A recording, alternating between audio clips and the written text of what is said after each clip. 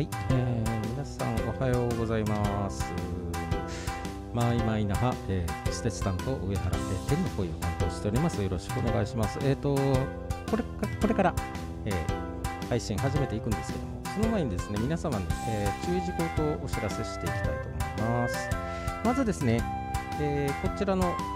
配信なんですけども、超低遅延モードを利用しております。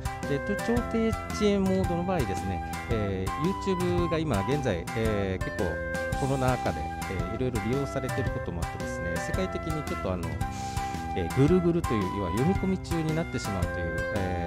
場合が結構あるようです。なので、特に超低遅延の場合は、その発生が結構かなり高いということなので、この場合、ブラウザで再読み込みをしてください。そうすると回復する場合がありますので、ご了承願います。でそれからですね、質問等についてはチャット欄、こちら設けてますので、チャット欄にどしどし、質問を書き込んでください。そうします。その時にですね、できるだけ我々拾ってですね、質問に答えていきたいと思っておりますので、よろしくお願いいたします。で、あとですね、こちらの方はDVR 機能というのがございまして、配信中に一時停止、それから巻き戻しができる機能を、オンにしておりますので、こちらの方でですね、ちょっと見逃したよという場合は巻き戻しとかも可能です。ただしですね、こちらも実は YouTube のちょっと状態によってできない場合もございますので、その時はご了承ください。ということで、間もなく、配信始めていきたいと思います。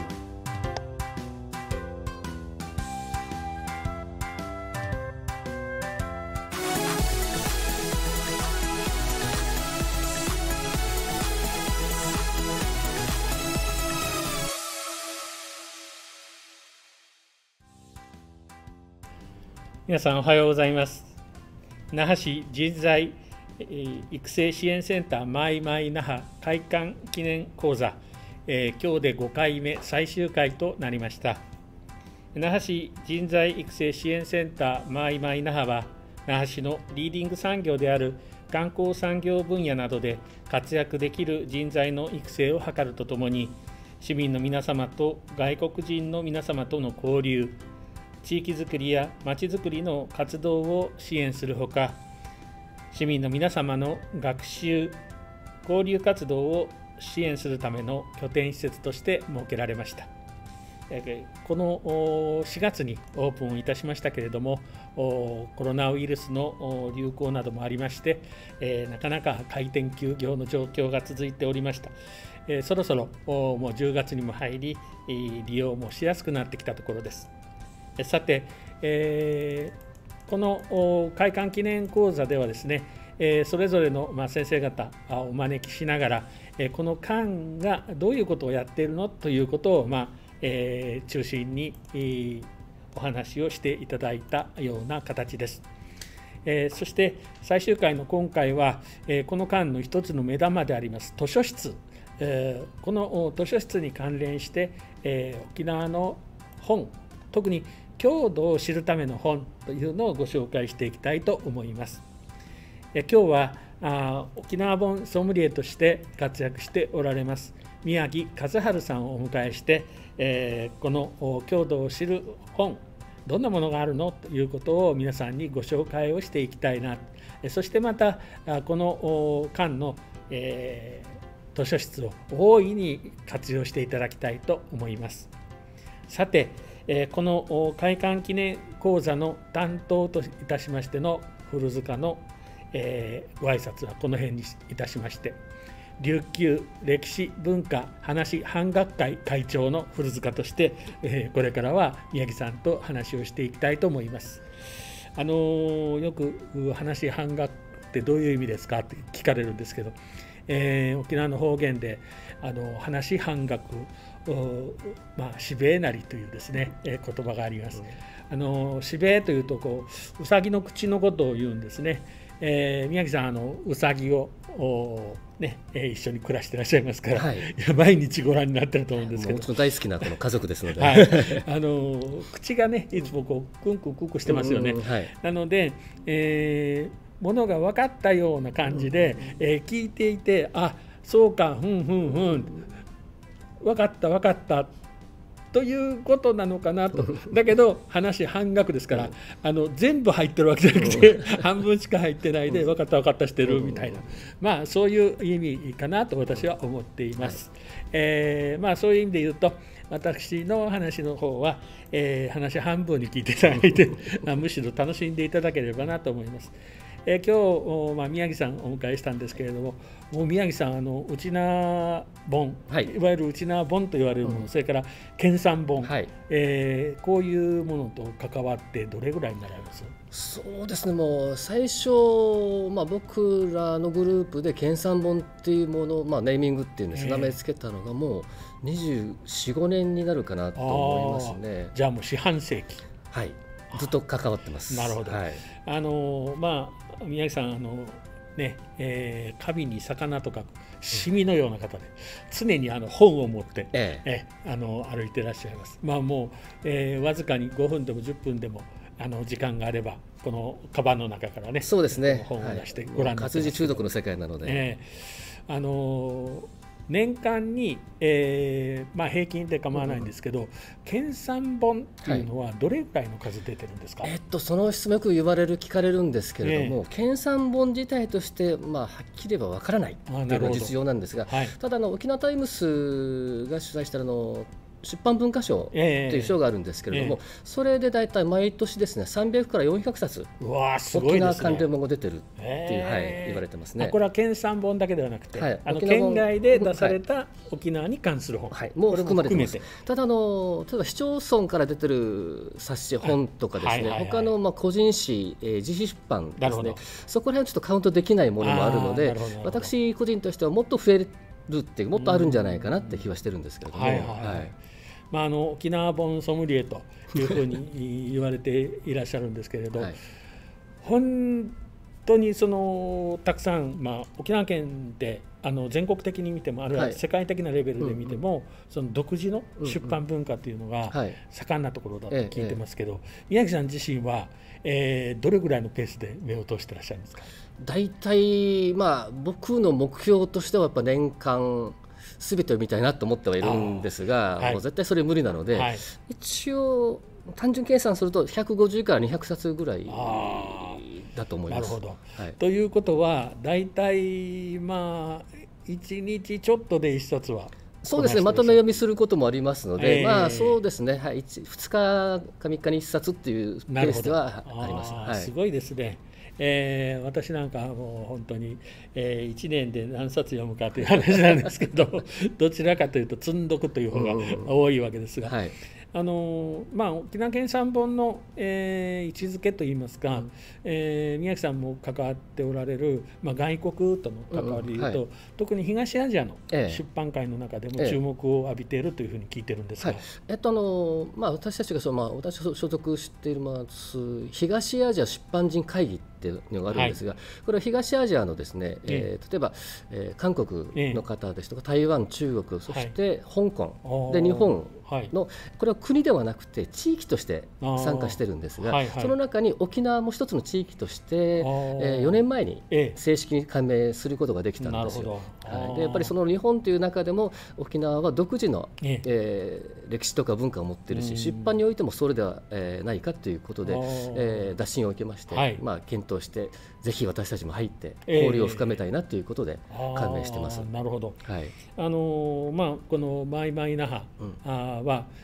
国際相互理解っていうのも一つの、この間の目指す、目標にもなってるんですけれど、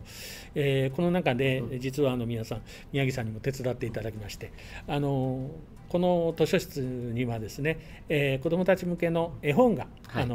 たくさん準備されてます。で、宮城さんを通して中国、台湾、香港、韓国、この東アジアの諸国で、子どもたちが大好きな絵本っていうのを選んでいただいて、こちらの方にもそのオリジナルの絵本を揃えているんですね。でオリジナルですから、もちろんその韓国のものはハングルで書かれてますし、中国のものは簡体文字とか反対文字で書かれてます。もうごご近所あるいは那覇市内の、外国人の皆さんぜひまた足を運んで、いただければと思います。また近くに沖縄大学があるので、この今はちょっとコロナで、残念なんですけれど、沖縄大学の留学生の皆さんがふるさとを思いながら絵本に目を通していただければな、あるいは読み聞かせをね子どもたちにやっていただければなと思ってます。でこの東アジアの、出版界の中でも、その沖縄に対する評価っていうのは今少しおっしゃってましたけれども、他の地域に見劣りをしないということで、参加をしているということなんですが、実際に、この会議に参加されながら、自分たちの足元を見直すというんですかね、そういう観点でいうと、沖縄の出版っていうのは、東アジアの中での位置づけっていうのはどういうところでしょう？やっぱり見てますとやっぱ各地域によってすごい出版に特色があるなと思ってるんですが、例えば韓国とかすごく政府の支援を受けて、例えば、絵本とか子ども向けの本をだいぶ出しているところですし、人文書がすごく出ている、硬い本がよく売れる国なんですね。で台湾に関してはやっぱり歴史ものがやっぱり出てますし、文化、ある意味その沖縄と似てるかなと思うんですが、地理的なものとか文化的なものがよく出版されている地域で、中国はやっぱり今文芸がすごく出ていたりするんですね。でそういった中で日本がやっぱり一番成熟した出版文化を持っているところだなと思ってるんですが、その中でやっぱり私たちは日本とは別の地域として、やっぱり沖縄の独自のやっぱ歴史と文化を持っているところなので、確か人口は一番少ない小さいところなんですけれども、たくさん本を出しているというところで、特色があるところかなという気がしています。もう一つ僕は沖縄の出版の特徴というか読書人口の特徴は、沖縄の人は読みたいよりも出したい人が多いっていうのが僕の持論なんですけれどもそれぐらい出したい人が多いのが沖縄の出版の特徴とも言えますね。これはまた面白いですね。それだけ書き手が多いという。そうですね、やっぱり伝えたいっていう思いがすごい強いのが沖縄の人だと思いますね。これはまた面白いところですね。沖縄の、話になってきますけれども、その書き手がいろいろいらっしゃるんですけれど、ジャンルとして書きたい人一番多いのはどういうジャンルですか？やっぱり自分史ですね。やっぱり多いのがご年配の方々がやっぱり自分の子供だけじゃなくて孫とかに自分の人生をどんな人生を歩んできたのかっていうことを伝えたいっていうことで書かれる方多いですね。やっぱりなるほど。結構沖縄では、出版社というか、印刷会社とかが自分史講座というようなものを早くから開いてきたのではないかと思うんですが。そうですね、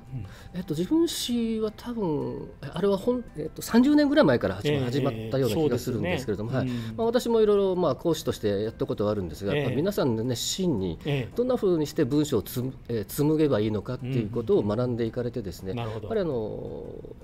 書かれて出している方もたくさんいらっしゃいますね。やっぱり新聞の投稿欄があるんですが、それも上手い人がたくさんいますよね。そうですね、結構引き込まれる方がいらっしゃいますね。でその新聞投稿をもとに本出される方もいっぱいいらっしゃいますので、それともう一つ市町村誌、あるいはあざ誌の出版が盛んなことも全国的に見て沖縄はすごいんじゃないですか？僕はいろんなところに行くと図書館行くのがすごい好きなんですけれども、大和に行くとあざ誌がほとんどないんですよ。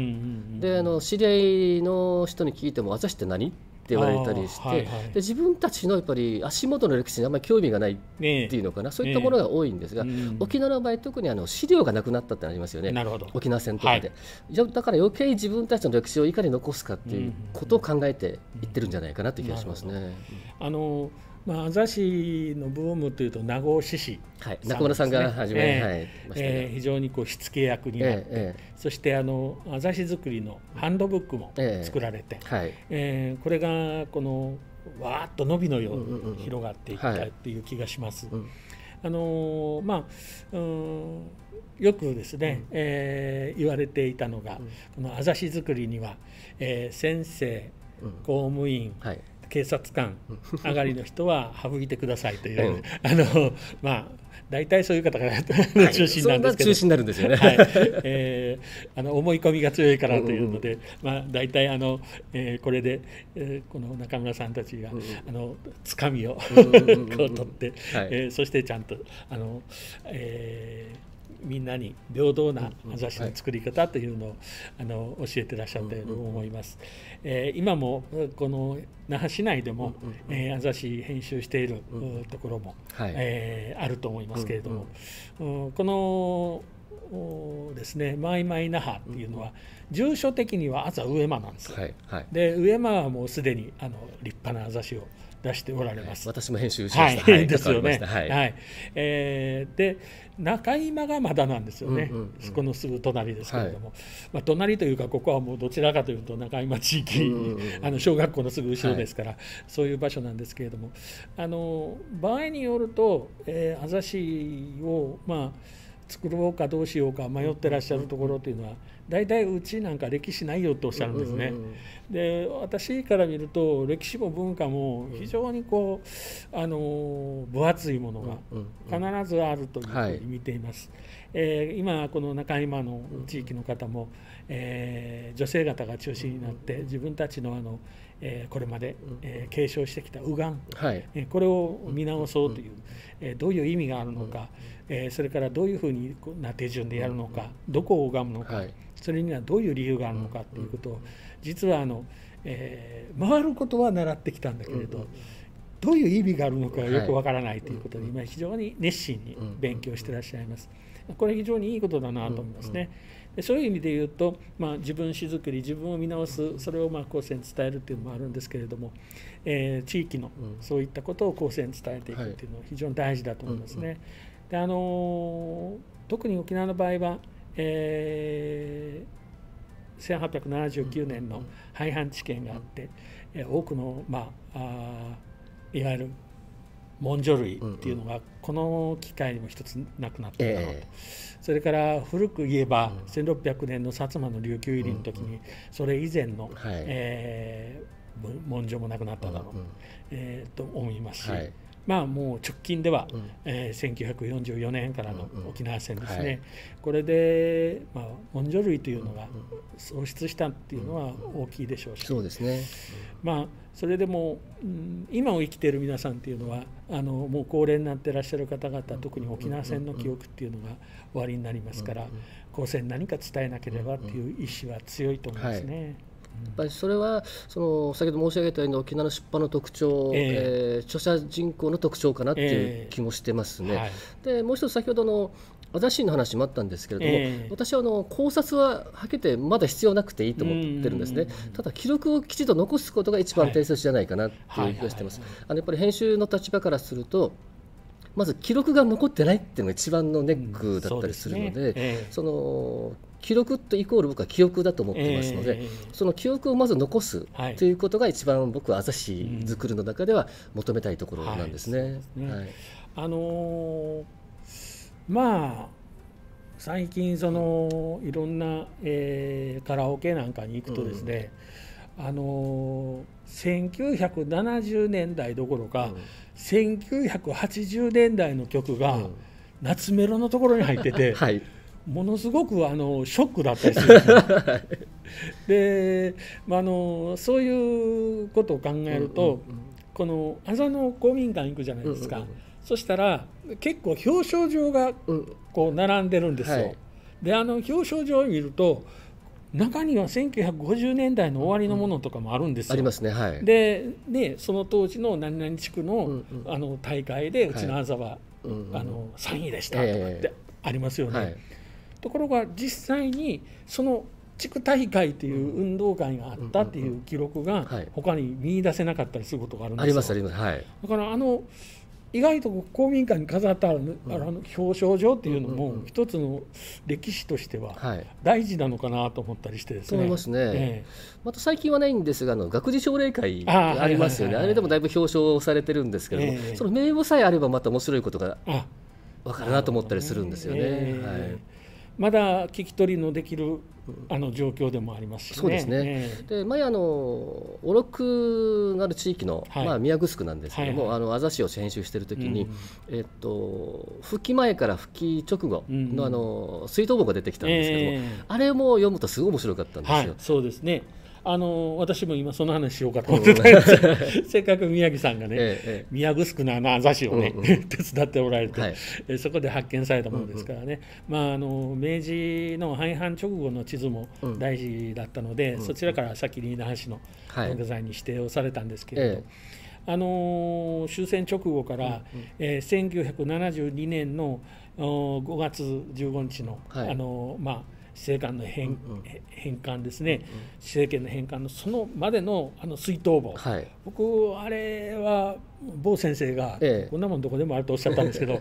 私あれは那覇市内ではどこにあるのかなと。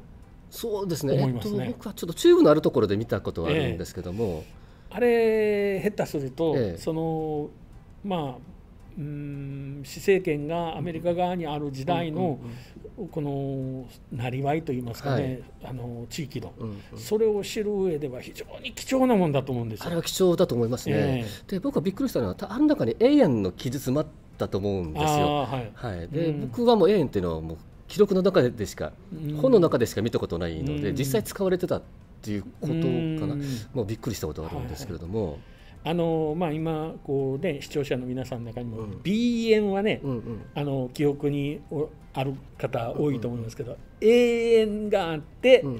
その A があっての B ですからね。ですから永遠の時代っていうのはすごく短いんですね。短いですね。だからそれを思うと永遠でこう計算されてるっていうのが非常にこう貴重な記録だなと思いますね。また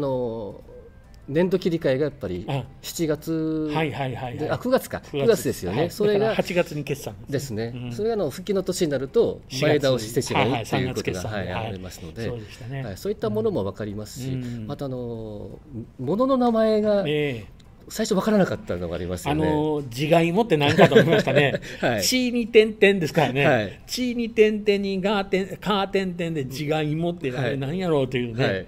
実はじゃがいもの種芋なんですよ。そうですね。でじゃがいもをそのアザで買ってるんですね。でなんでそのじゃがいもを買ってるんやろうと、配給をしたのかなと思ってたんですけど、そうじゃなくて、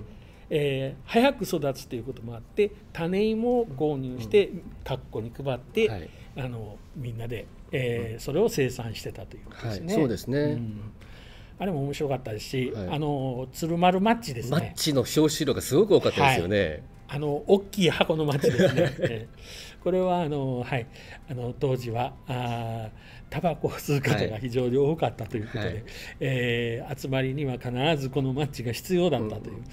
またDDT なんかもありましたよね。そうですね。この DDT といっても半分ぐらいの今ご覧になってる方の半分ぐらいはっ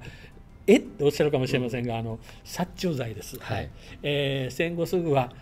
シラミがね頭に湧いたりするので、この DDT の粉なんですけど、これをこうかけて消毒をするというのがあったんですね。今あれやったらもう大変なことになりますからね。そうですね。もう公開問題になりますからね。かなり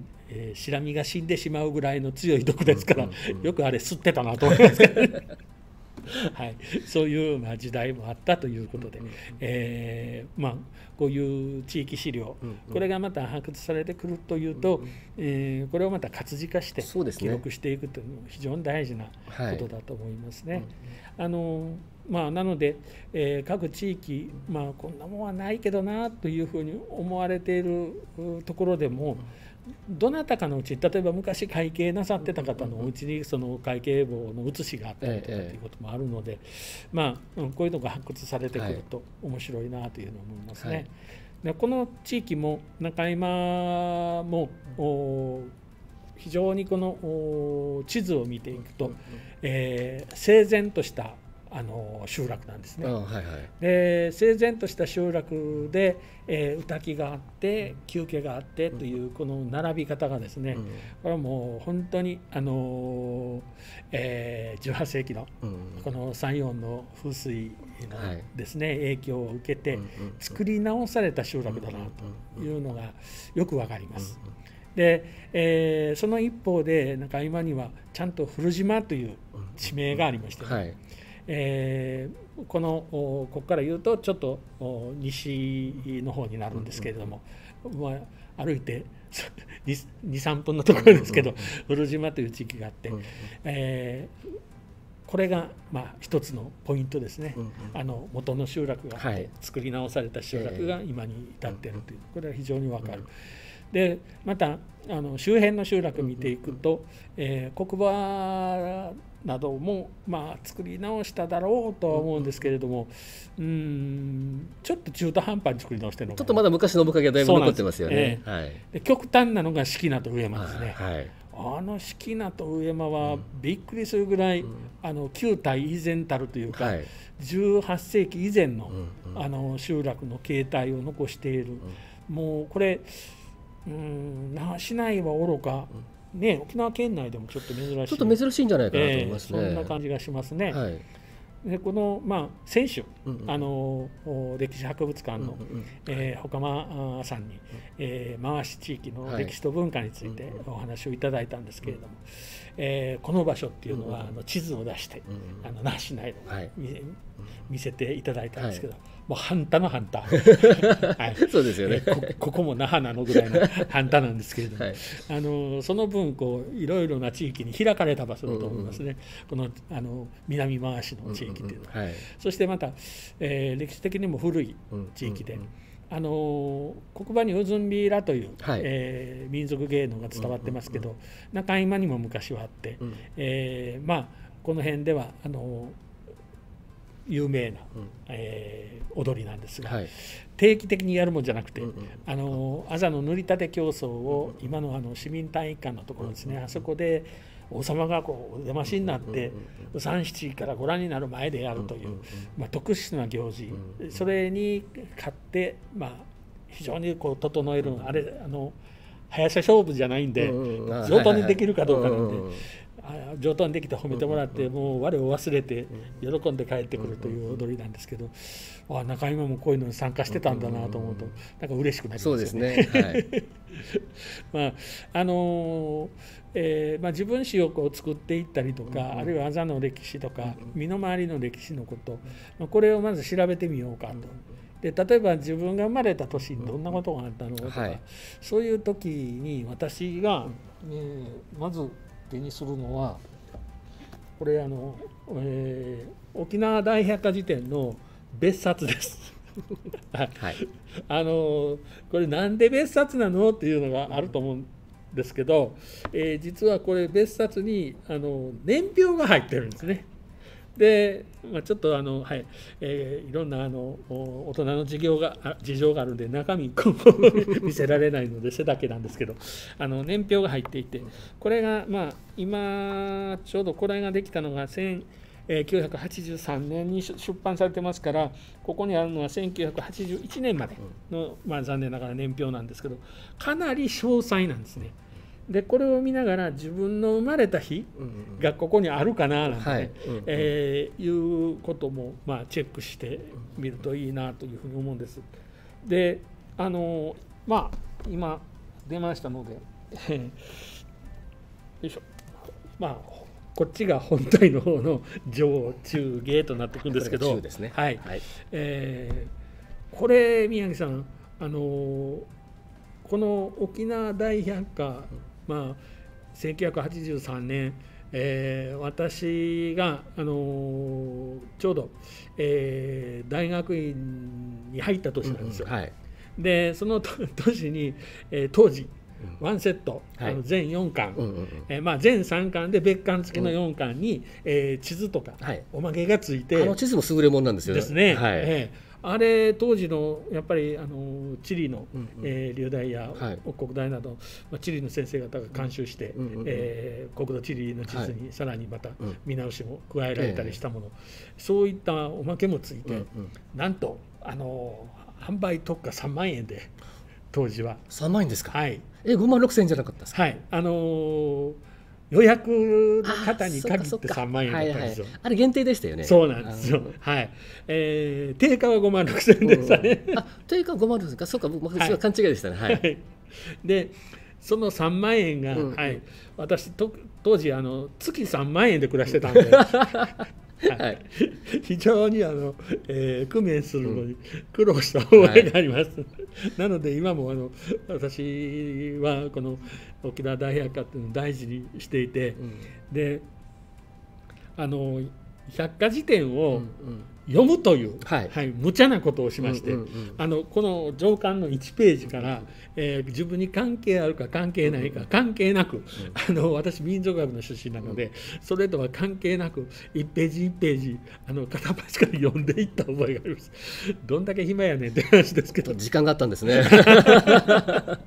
結構忙しかったですで宮城さん、このですね、沖縄の、出版界において、この百科事典っていうのは、どういう位置づけというか、評価になるんでしょう。まずこれだけやっぱり膨大な情報量を持った本が編集できるっていうことの凄さだと思いますし、今でも使える内容だということですね。本当に沖縄の第一線の研究者の方々が書いていらっしゃるということもあるんですけれども、で僕はもう一つ出版の人間から言わせるとですね、この百科事典を作ったと同時にたくさんの人材が育っていったということだと思うんですよ。これから市町村市の編集に携わった方もたくさんいらっしゃいますし、研究者になった方もいらっしゃるので、そういった意味でのその人材育成っていうことに関してもすごく貢献した本だなって思ってるんですね。なるほど。この上巻の中にですね、最初のその冒頭のところに、編集顧問執筆者ということで、これ今ちょっと数勘定するの大変ですけど、1,2,3,4ページですかね、にわたって、お名前があります。もちろんここにあるのは我々の大先輩、そうですね、それから先生方が、中心で、執筆されておられて、非常に多岐にわたって、編集をされていると。そしてまたこの百科事典そのものに関わった方々もそうやって今宮城さんおっしゃるように、各市町村市にこの散らばったりしながら、このいわばこれが中心になって花がこういう形で咲いて、そして種がまかれていったって、これはすごいですね。本当沖縄の出版文化の底上げに貢献した本だと思いますね。でさらにもう一つはやっぱり毎日の出版文化賞も受賞している本です。多分初めてじゃないかなと、県内で初めてじゃないかなと思うんですが、私よその県の、新聞社が出しておられる、百科事典、何々県とか何々、地域、百科事典っていうのを見るんですけど、大体1冊なんですよ。そうですね、で項目もそんなに掘り下げては書いてないんですよね。ちょっと各仮想用のところがあったりしますよね。私これ非常にすごいなと思うのは、その掘り下げ方もそうですし、それから参考文献がきちんと述べられている。でこっちの方にもその参考文献とかそういったものがこんなんがありますよっていうのが結構入っていて、作品もまたきちんと書かれてますね。そうですね、もうその辺のところが使い勝手もいいし、本当に沖縄のエンサイクロペディアとしてはやっぱり最高峰。そうですね、今でもそれは大丈夫だと思いますね。中にはちょっと間違いもあるんですけどね間違いあるっていうのはお知りになりたい方は、個人的に聞いていただきましたらそういうのもあるんですけど、やっぱり何事につけてもまずこれを当たるっていうところが、非常に分かりやすくていいのかな。そうですね、私も編集の時には必ずこれを紐解くようにしてますし、また横読みができる特徴があるんですよね、この本の中に。である項目があるとまたこれに今で言うとタグみたいにつけられてますよね。それからそれを引いていってどんどん横に広がっていくという読み方もできる内容なので、それで基礎文献にもう一回当たるということもできますので、これが本当僕の中では編集のスタートですね。私にとりましても、大学院時代、それからね、仕事に就いてから、文化財の仕事にも長らく携わってました。最初その文化財の方の仕事を始めた頃に、課で本を買うという予算を取りまして、最初に買った本の中の一つです。今那覇市の文化財課ありますこの大百科、ボロッボロになってますね。もう表紙もちぎれてるぐらい、それぐらい仕事でみんな使う、まず大事な本ですね。この百科事典のついでといってはなんですけれども、今年表の話が出ました。で、皆さんやっぱり沖縄の歴史とか文化っていうのを、まずその勉強しようと思ったら、手に届く本は要は手を出そうかどうしようかっていうのをこうやってる時に、これはいくらなんでも難しいやろう、あるいはこうやってきた時にこれはいくらなんでも子供向けやろうみたいなね、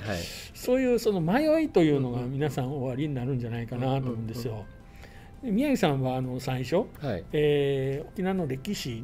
触れられたっていうのはどういう本で触れられました？僕編集のスタートが教材会社だったので、そこで、宮城栄翔先生が監修なさった本があるんですが、それは沖縄の歴史と文化っていう本なんで、それから僕はスタートしたんですね。でそれから、研究者の方々に通史はないんですかって聞いたら、ありえないそんなのはってずっと言われてたもので、もう沖縄の歴史ってやっぱり難しいんだなって思いながら編集してたっていうのが僕の最初の、イメージですね。年配の方をご覧になっている方で思い出される方いらっしゃると思うんですけど、沖縄の歴史っていうことで最初に皆さんが割とね30年前40年前の方々触れられたっていうのでいうと、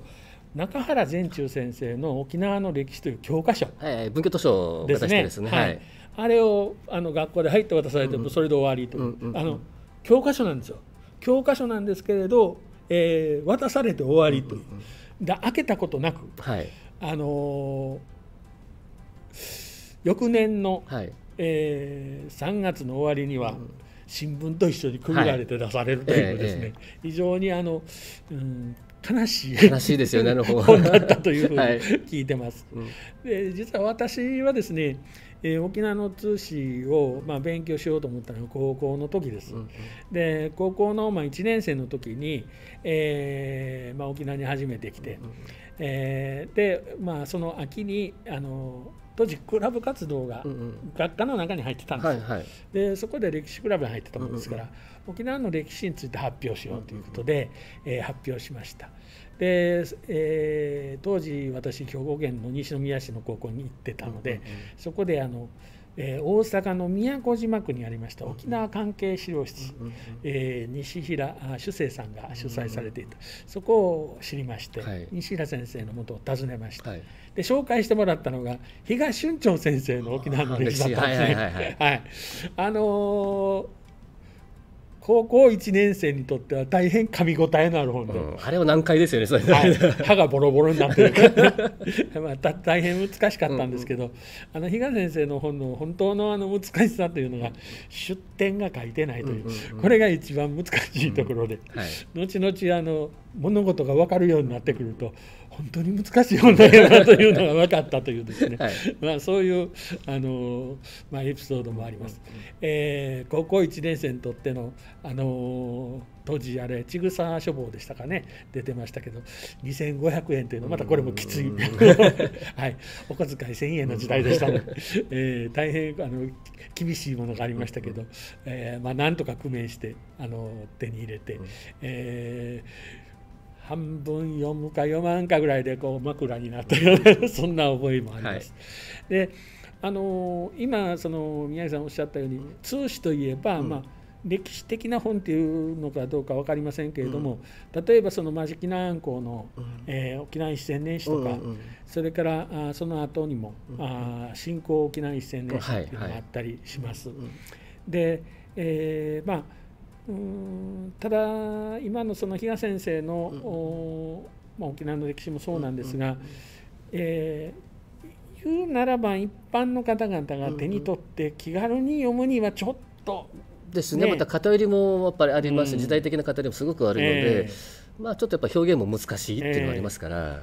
新興沖縄の歴史はあれでしたね、重式先生でしたね。あ、そうかそうか、そうですね。でしたね。まあこの辺のところが難しいなと思っていて、まあ分かりやすいっていうと、山川出版社から出ている各都道府県の歴史シリーズ、あるいはまたそういうものの中からまあNHK 出版ですかね。からも宮城栄翔先生出ましたね、はい、本も出ていて、宮城先生の本も割と分量が少なくてちょっと少なかったですね、読みやすいではあるんですけど、物足りなさがねちょっとあったりしてというのがあったんです。でまあだから本当に長いこと宮城さんもそうですし、私も例えばこういう仕事に携わったりもしていて、その中でよく通史を勉強するにはどうしたらいいですかということを言われて、で琉球高等学校琉球沖縄史って荒城俊明先生の本が出まして、画期的だと思ったんですよ。僕の記憶では最初八重山の歴史だったんですよね、出たのが最初は、なるほど。それからこの琉球沖縄史、なるほど、もうもっとバージョンアップさせてって僕はの記憶なんですけれども。なるほどね。八重山の歴史ですと牧野先生の荒城さんが書いてそれから記者場さんの本もありましたね。復帰前ですけどね、それをまた荒城先生がもっと読みやすくまとめたんですよね。なるほどね。でこれがバージョンアップして琉球高等学校琉球沖縄史ということで、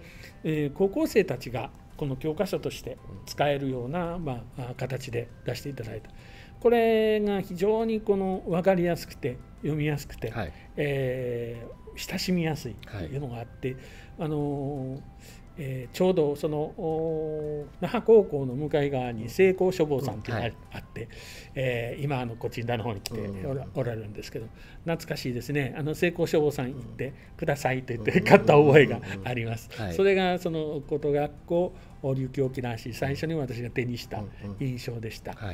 あれ高校生にお願いすると、高校生価格で買えたんですね。そうなんですか。で、それがさらに、この教科書ということを前提にされていたので、やっぱり出典に当たることがちょっとできないという、ウィークポイントがありました。ですけれども後に荒城先生がこういう形でですね、教養講座琉球沖縄史という、形で出されました。でこれは一般向けなんですね。で中身の方は教科書的な、形で整理をされているんですけれど、それが読みやすいです。そうですね。また荒城さんの凄みがですね、やっぱりちゃんと毎年ではないんですが改訂をきちっと作っていくところなんですね。最新のこの研究成果をきちっとこの中に反映させているっていうのが僕は荒城さんの凄みだと思ってはいます。私はこの中にあしゃぎというコーナーがあって、教科書的な記述だけではなくってちょっと箸休め、でさらに自分のこの知識を増やすみたいなコーナーが大好きなんですよ。そうですね。で、これは最後の方にちゃんと出典もガチッと記されてますし、年表もまとめられています。これもまた詳しいんですよね、この年表が。この年表はですね、実を言いますと、今ちょっとページ数数えてみると1、2、3、4、5、6、7、8、9ページですね、渡って年表が書かれます。で皆さんご注意ください。今このご紹介がありましたとおり、ここに改訂版と書かれてるんですね。でここにも改訂版というのがありますので、これ実は改訂版で、昨年の5月ですねに5月の31日で改訂版が出ておりますので、皆さんお求めになるときはこの改訂版というのをお忘れなく、これが最新のものですので、この荒城先生が非常にこう緻密にデータを集められて、そして、この必要あらば最新の情報を盛り込んでおられるというところですね。これが目玉です。私自身はこれ一家に一冊テレビの横に置いといてほしいなと思うんですよ。そうですね。でも私もこういう商売してるとやっぱりその沖縄の歴史学ぶためにはどんな本を読んだらいいですかってやっぱり必ず聞かれるので、もう僕はもう必ずこの本をおすすめしてるんですね。また荒城さんはですね、これ以外にクイズ形式でまた本出してるんですよ。はいはいはいはい、ありますね。でまた子ども向けジュニア版も出しておられますね。ですからそういった意味ではさまざまな観点から沖縄の歴史に切り込んでいるのが荒城さんだと思うので、そのクイズとかの本もですね、すごくあれも分かりやすく書かれているので、もしお子さんがいらっしゃる家庭があれば、お子さんと一緒にこの歴史を学んでいくっていうのも面白いかなと。学ぶって言い方はおかしいですね。一緒に楽しもうっていう観点でいいかなっていうゲーム的に、思うんですね。そういうところの、分かりやすさというのは、大変ありがたいですね。そうですね。また親子での会話の、機会にもなりますしね。で歴史の本っていうと、あるいはまた高校の教科書的なというと、皆さんっていう方もいらっしゃると思うんですよ。特に歴史って、日本の歴史の教育っていうのは非常に変なところありますからね、詰め込みで覚えるだけという、だから良い国作ろう鎌倉幕府で4192年まだ来てないっちゅうねいうガッツ石松さんのギャグがありますけれど、そういうその意味のない覚え方をしないといけないというねことがありますけれど、この本の場合は、実は難しいところの漢字全部ひらがな振ってあります。みーくじ振ってあります。でそれと、また教養講座なので覚える必要はないとですね、気軽にこう楽しんでいただけるというところがいいと思います。で自信のない方はどうぞジュニア版の方から入っていただけたら、そしたらまた楽しんでいただけるんじゃないかなというふうに思います。今ちょっとまだ計画中なんですけれど、マイマイ那覇の方でもこの本を使った講座をですねやってみようかなと思ってます。実は最初の企画ではこれを受講生の皆さんにうちには OK もらっているので、楽しい講座作りをしたいなと思っています。これが沖縄の歴史、あるいは琉球の歴史ですね。琉球は琉球という時代、1879年まで琉球、そしてそこからあと沖縄ということで、位置づけられている本です。ぜひご家庭のテレビの横に、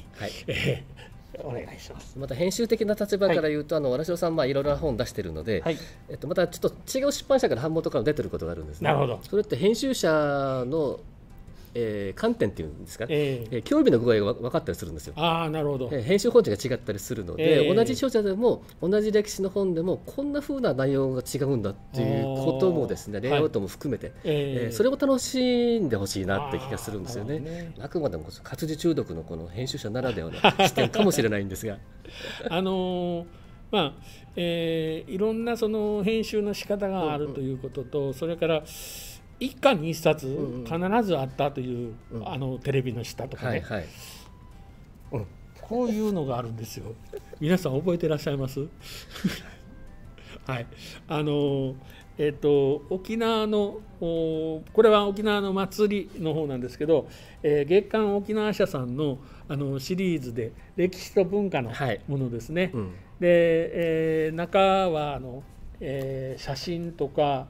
絵図、そういったものがすごくたくさん使われていて、めちゃくちゃ分かりやすいんですよね、これ。僕が初めて歴史に触れたのはこの本ですね。意外とこの表紙で表紙というか背表紙です。皆さんのお家にもあったんじゃないですかね。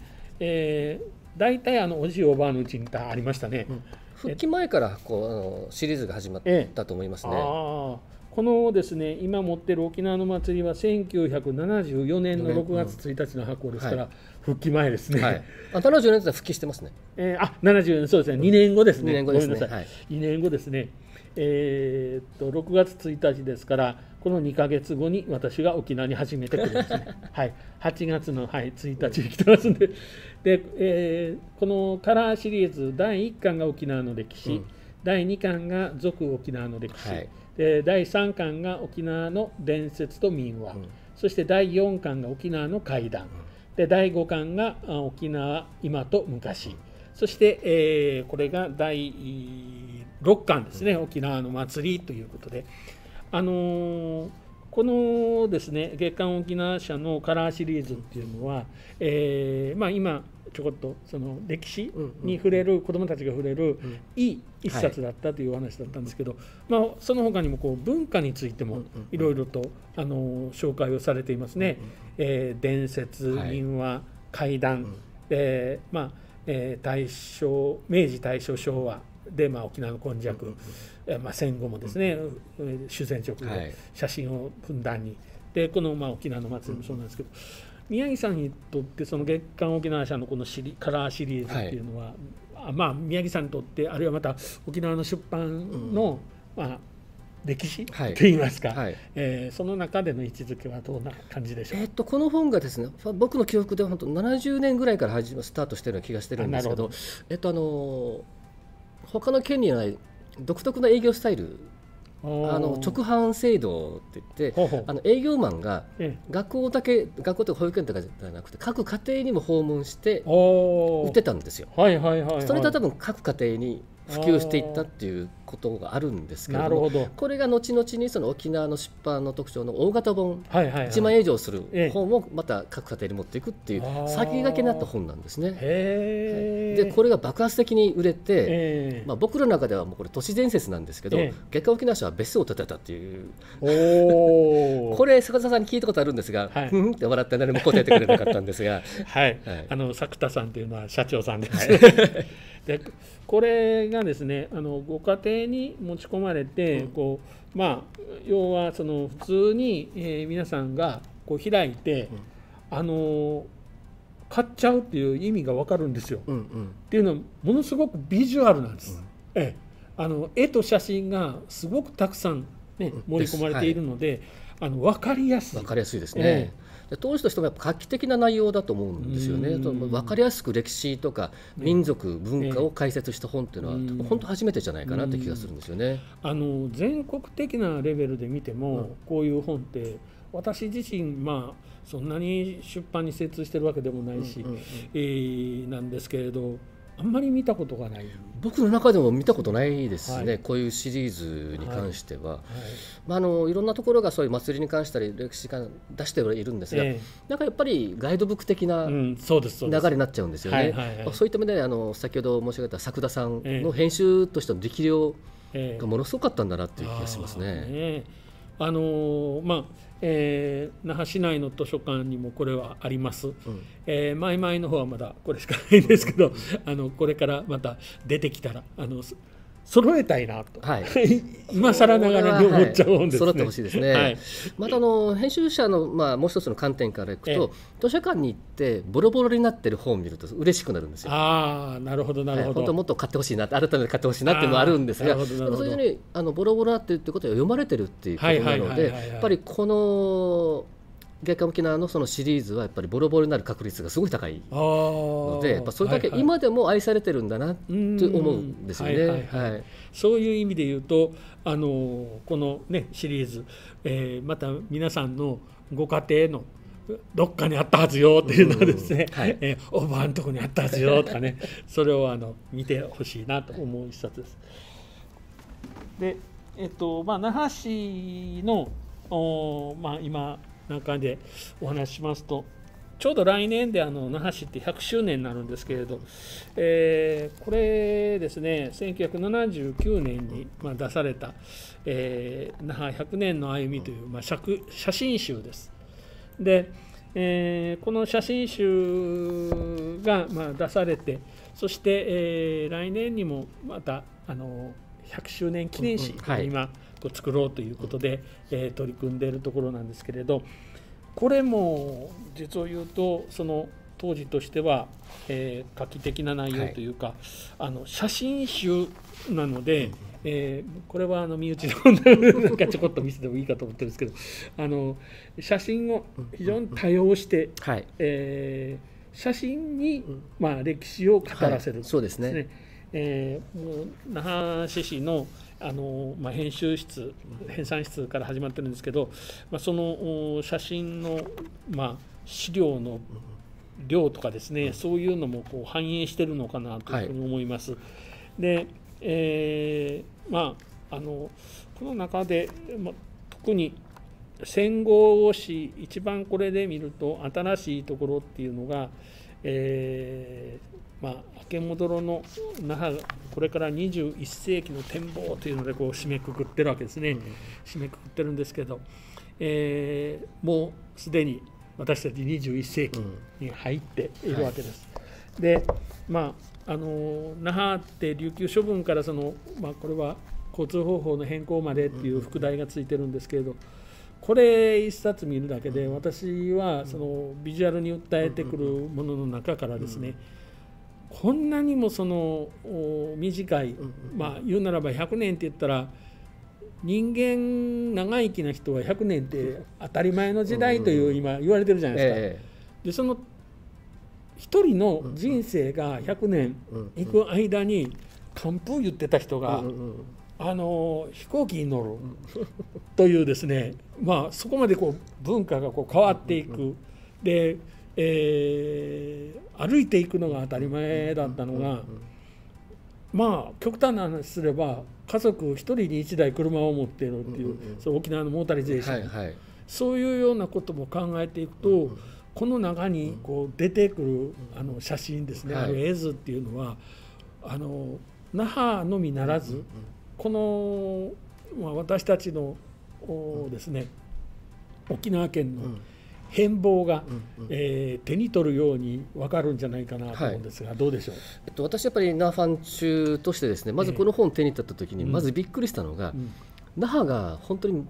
パッと開けてきたっていうか、目の前に飛び込んできた感じがしたんですね。自分たち今住んでる那覇、現代ではなくて、過去にこれだけの土台っていうか、いろんな人がやっぱり先ほどおっしゃったように、人が住んでいてどんな景色があってっていうのが本当にもう飛び込んできたっていうのが僕の最初の印象なんですね。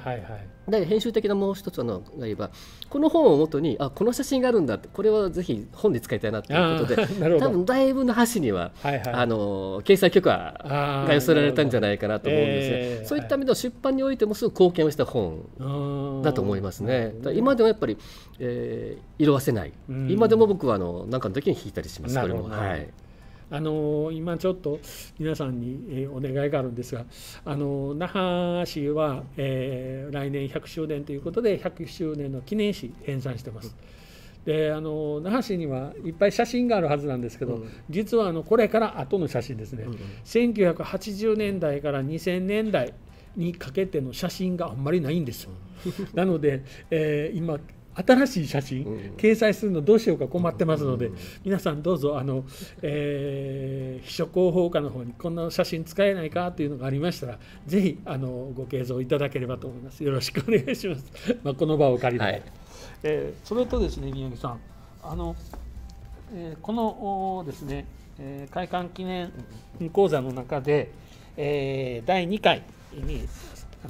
フリージャーナリストの崎山律子さんに来ていただいたんですね。で崎山さんに、あんた方この本は絶対にちゃんと紹介しなさいよっていうふうに、念を押されましたのが、この那覇女性誌です。で私崎山さんに、お習いするまで、私実は執筆してるんですけれど執筆してるのにもかかわらず知らなかったことがありまして、市町村で女性誌出してるのは全国的に見て那覇市だけだという。そっかそうですね、言われればそうですね。やっぱり都道府県単位ではあるんですか。まず沖縄県出してないですよね。出してるかな。多分女性だけで出してたかな。もう都道府県ではないですよね。やっぱりその地域の女性誌を編纂するっていうことに関しては、那覇市が先鞭をつけたと。もう先駆けの先駆けですよね。今でも先駆けですから。なるほどなるほど。先駆けであるという同時にその、女性行政に対する、私はこれは基礎資料だと思ってるんですね。そうですね、はい、で、それが最初に出されたということに非常に意義があるなと思ってます。私はユタとかハジチとかのところを書かせてもらったんですけれど、那覇のその昔言葉に疫牙のずり子、そして稲子の豊子という言葉があるんですけれど、男はこんなもんだ、女はこんなもんだっていうある意味のですね、ジェンダーを表す言葉だかと思うんですけれど、この女性誌の中でやっぱり触れられていること、そういうその女の生き様っていうんですかね、それがこのタイトル、にも表れていると、女の足跡というですね、タイトルに表れていると思うんですが、宮城さん、この女性誌が那覇出したっていうのを、今実は市町村で出してるのはっていうのは、そういえばっていう話だったんですけど、やっぱり出版にも関わってる皆さんとしてはかなりインパクトのあるものだった。これはすごくインパクトがありましたね。また、答えになるかわからないんですけれども、この本ですごく問題提起がありますね。例えば東東面問題に関しても、それがいまだに続いているっていうことを先ほど僕先駆けと申し上げたんですけれども、やっぱり今でもそれがずっと続いているっていうことは、変な言い方になるかもしれないんですが、女性がずっと戦ってきていることの証をこの中には詰められているんじゃないかなっていう気もするんですよ。未だにその入合権について、男性しか継承できないということが、裁判で問題になったりするということもあります。そういう意味で言うと、その沖縄でもまだ解決されていない、その女性の戦いっていうことに結びついていく一冊と。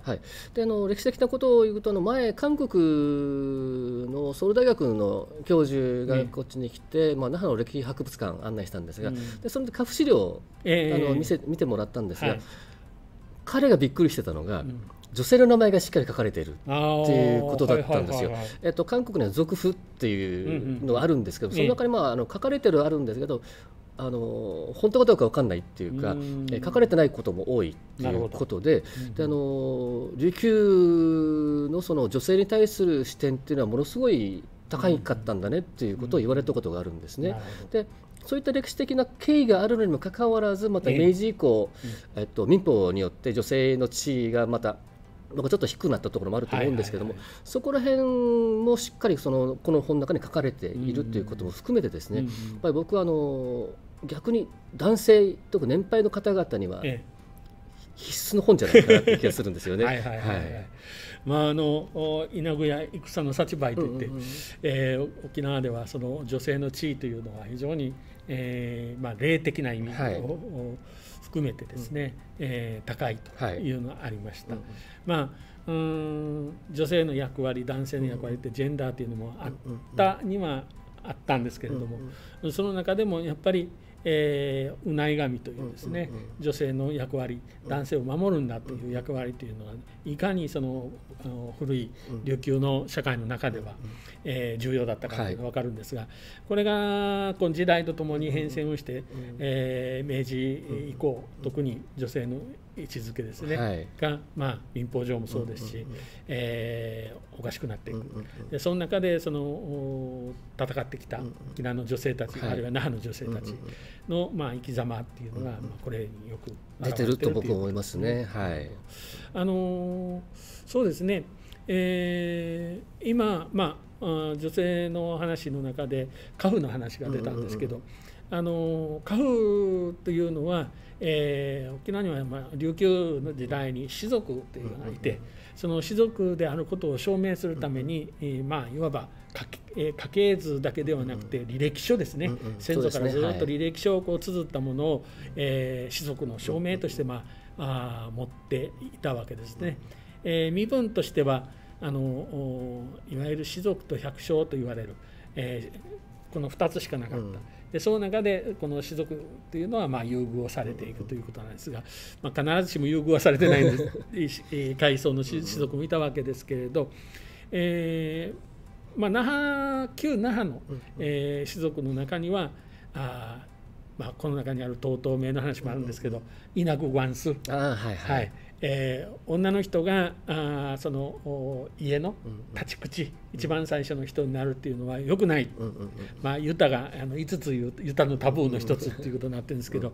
那覇の氏族にはイナグワンスっていうのは当たり前に言いますよね。で、その話で言うと、今度はカフの話なんですけど、那覇獅子、これは那覇獅子のうちの資料編の第2巻の中の7、那覇の民族というんですけど、那覇獅子膨大なので、これだけしか持ってきてないんですけど、カフ資料が、いわゆるその旧氏族というと、首里、那覇、久米、泊、この4地域のカフがあって、一覧表は宇治州というのがあるわけですね。そして、それぞれのカフがある。そのうち那覇獅子の中には総集編的なものが1冊、それと那覇泊系、首里系、久米系というふうに編纂されてますね。ああいうそのカフ資料っていうのはどういうんですかね、結構私からすると人気があると思うんですけど。人気ありますよ。ででもだいぶ前の資料ですけども、歴史博物館でまた新しい資料もどんどん付け加えてますよね。という意味で、本当に自分のルーツを探りたい人ってたくさんいますので、やっぱりその人たちがやっぱりこの那覇獅子まず当たるっていうのがあるんですが、いかんせん難しいっていうのがネックになってるかもなってるなって僕は思うんですよね。なんせ漢文ですからね。漢文で書かれていて、そしてその王様にご褒美もらったとか昇進したなとかっていう時の証になる文章っていうのは、今度はまた耳じゃ文字が入っていて余計わからんというですね、お話もあるわけです。で、カフっていうのはやっぱり特に廃藩置県で、士族っていうのは身分を失いますよね。で身分を失ったことによってカフなんかあってもどうしようもないっていうことで、まず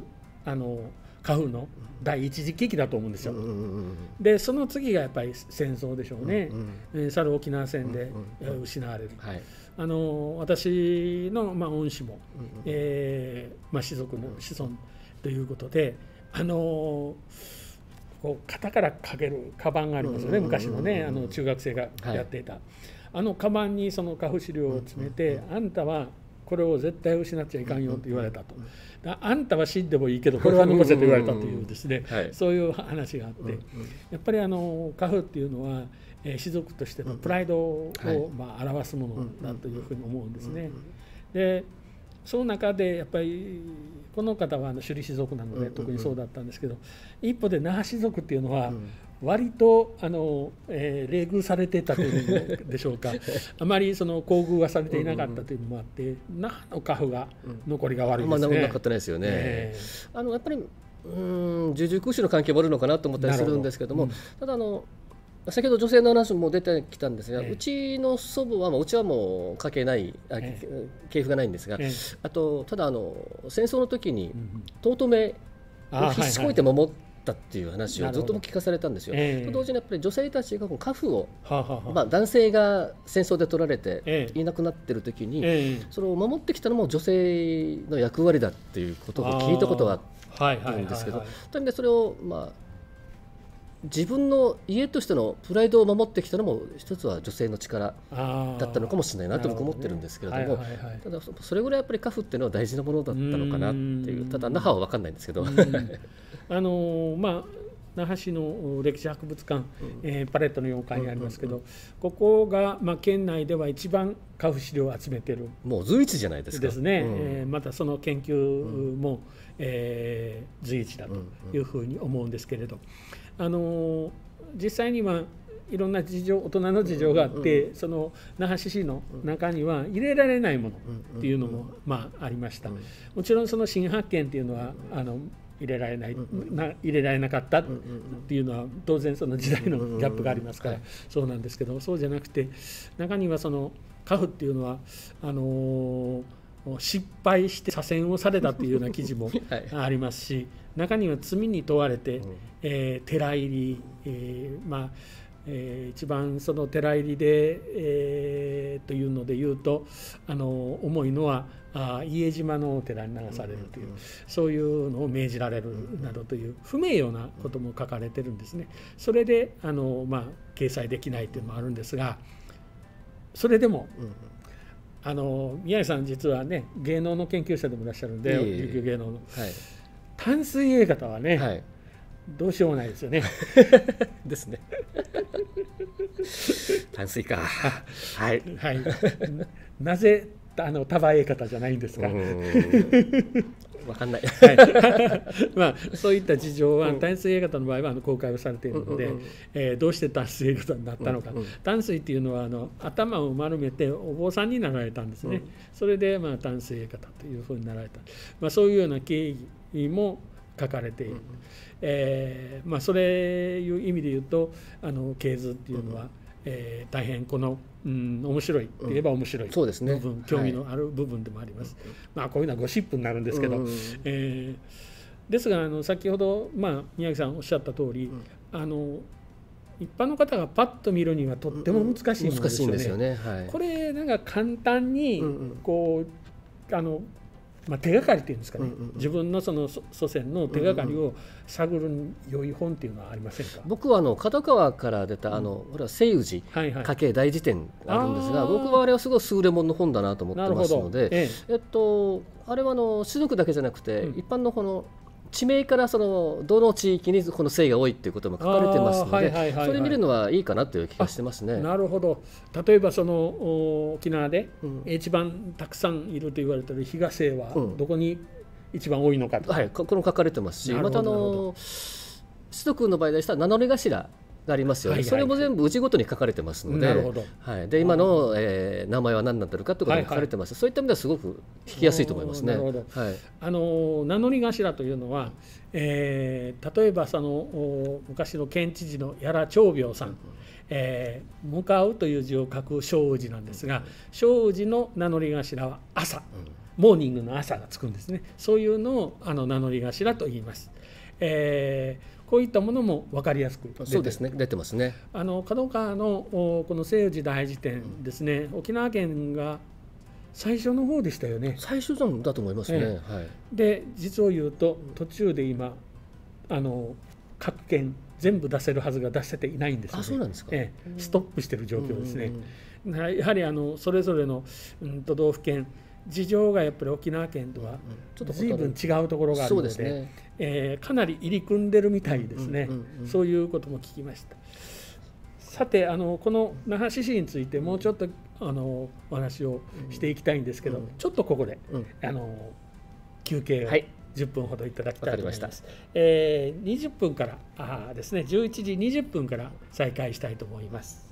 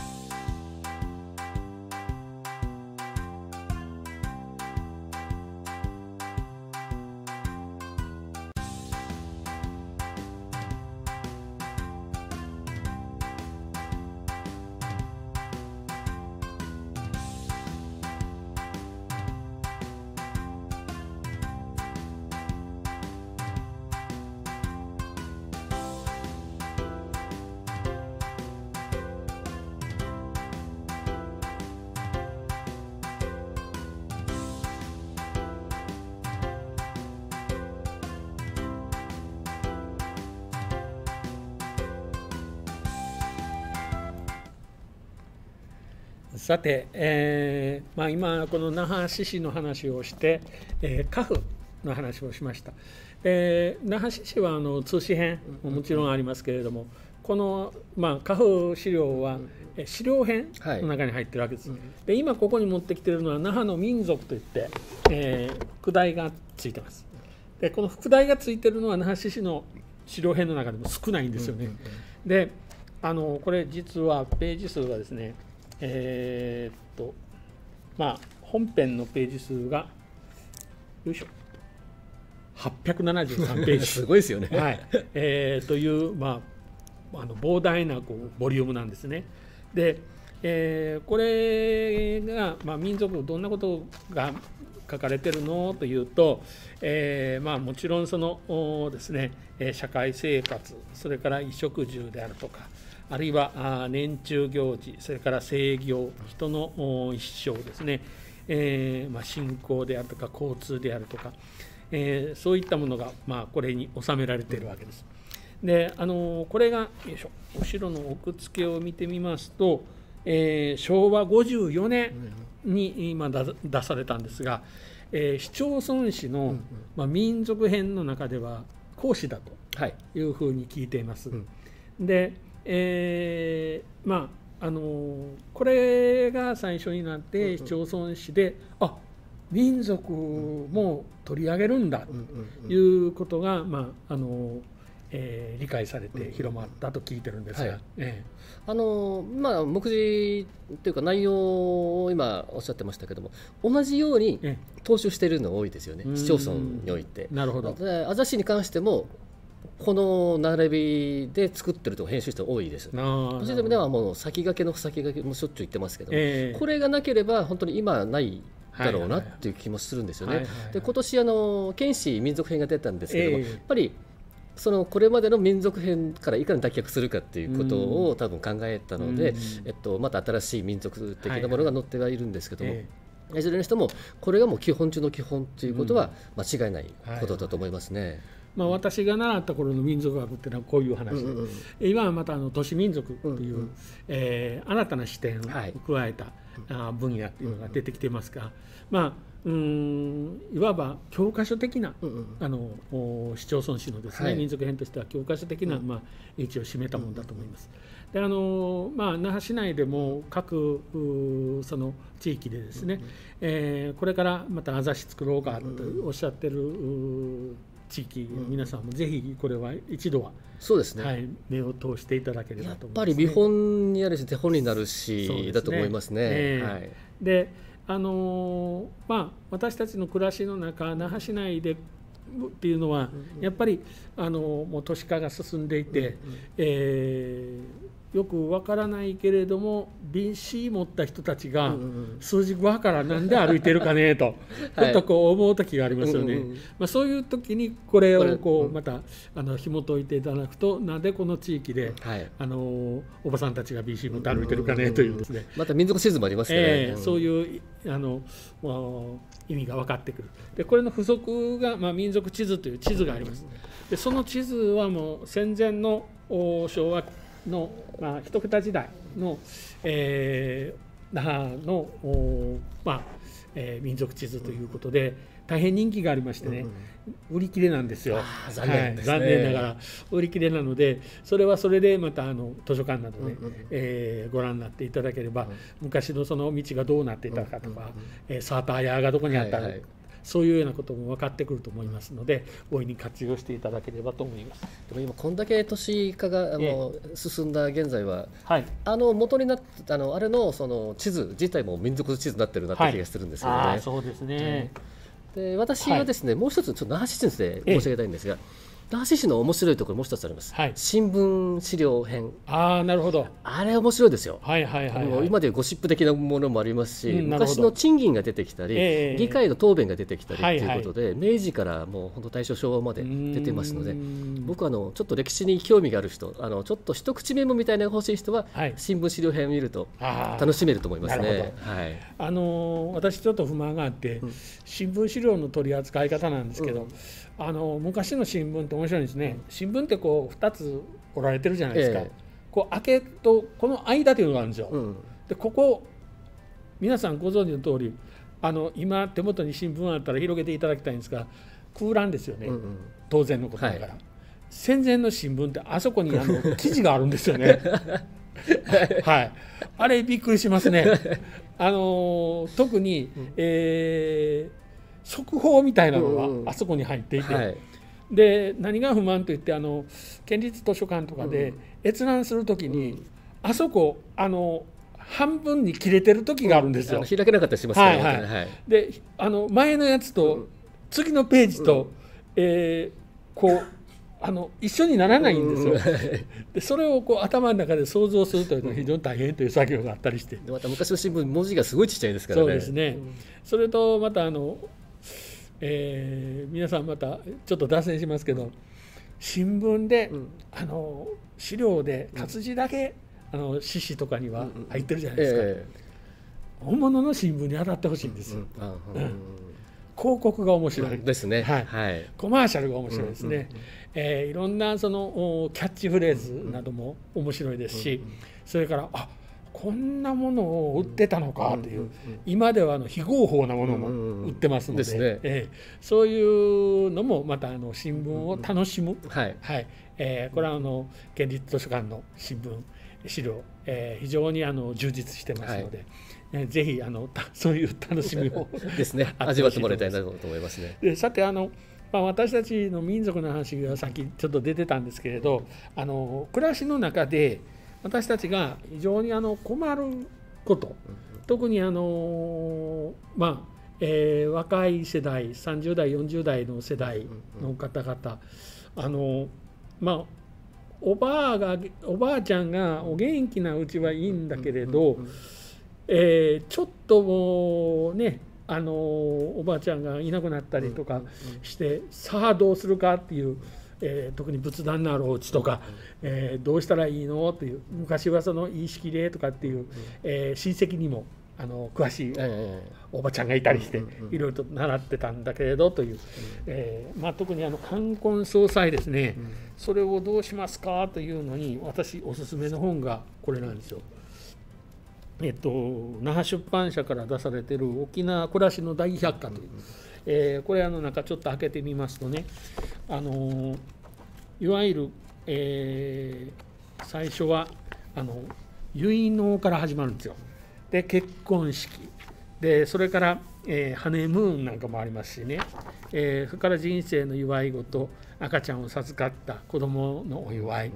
で、それから年中行事ですね、これもずっとこう出てくるんですね。それからもちろん武祝儀、ご葬儀のこともありますし、それから噴死のことにもちょっと触れられてます。で、これお式もその葬儀屋さんに任せっきりというわけにはいかないのが、例えば南下であるとか、あるいは認知数項、年期ですね、こういったものもどうするのっていうのがあります。これが全て、正しいというわけではない。正しいというわけではなくて、各地域ごとあるいは各お家によっても変わってきます。けれども大筋、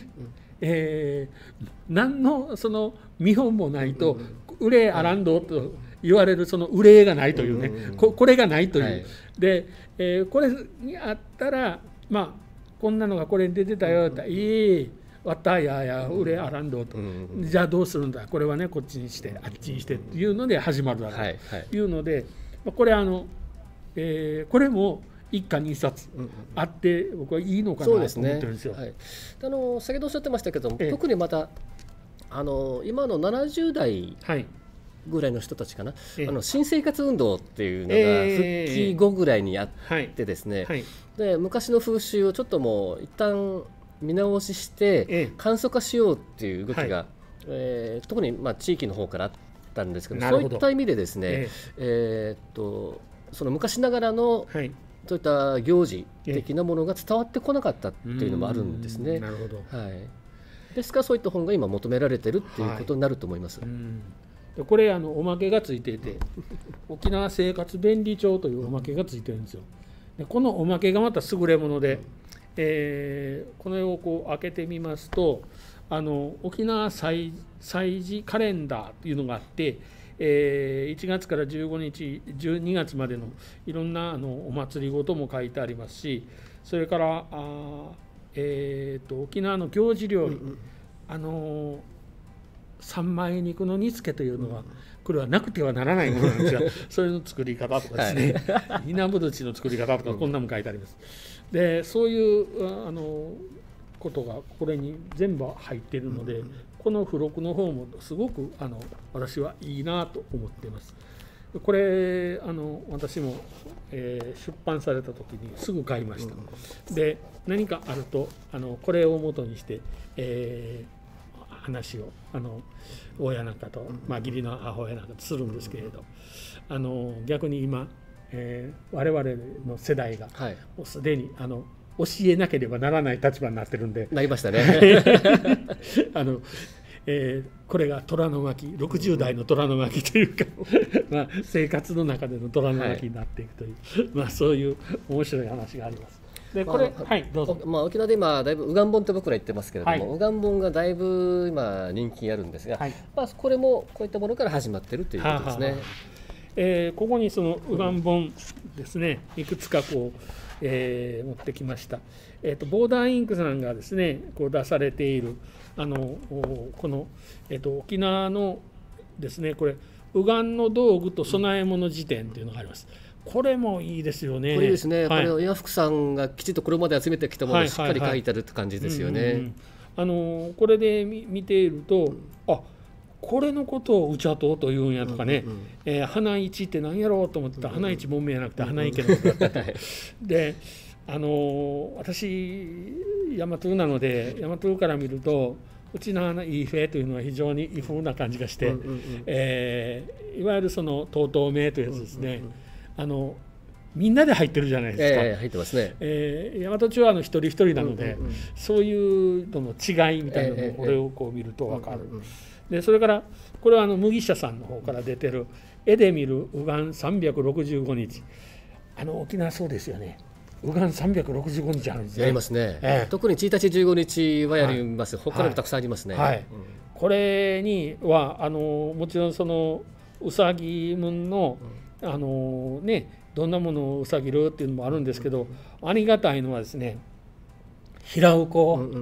の数、それもちゃんと絵で描かれてます。でそれがもうとっても分かりやすいですね。6本3本6本6本とかね、それがこれで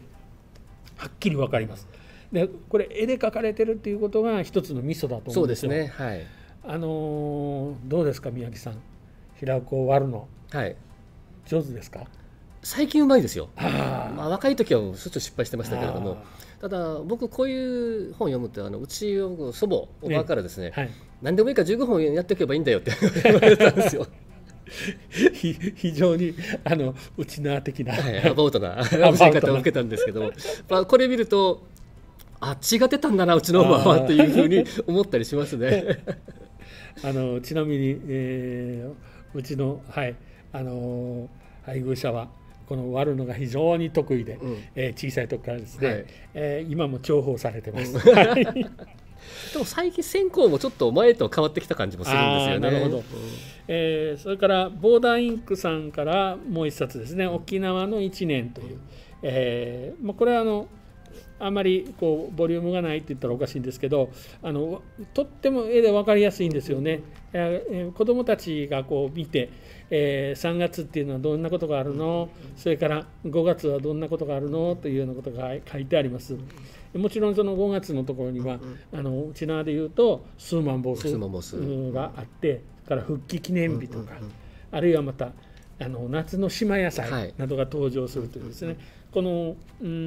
子どもにとってはとても理解のしやすい、あるいは最近沖縄へこう移住してこられた方々にとってもそうなんだというね、沖縄の行事ごとが手に取るように分かる。そうですね。また旧暦と新暦ある程度一緒にしているので、分かりやすいんじゃないかなという気がしますね。なるほど。私もよくですね、畑のこととか、それから海のこととか、関わりながらですね、暮らしておられる皆さんからですね、この行事をですね、旧暦でやるべきですかってよく聞くんですよ。さっき新生活運動っていうのお話ありましたね。その中でその旧暦でやらないで、皆さん仕事があるから、直近の日曜日とかに、この行事を移してやるというですね、お話を聞くんですよ。で、私それ聞いていて、旧暦っていうのはどういうものか分かりますかというお話をするんですね。実際にその植物が育つとか、あるいは結む魚ですね、これなんかのその成長とかのサイクルっていうのは、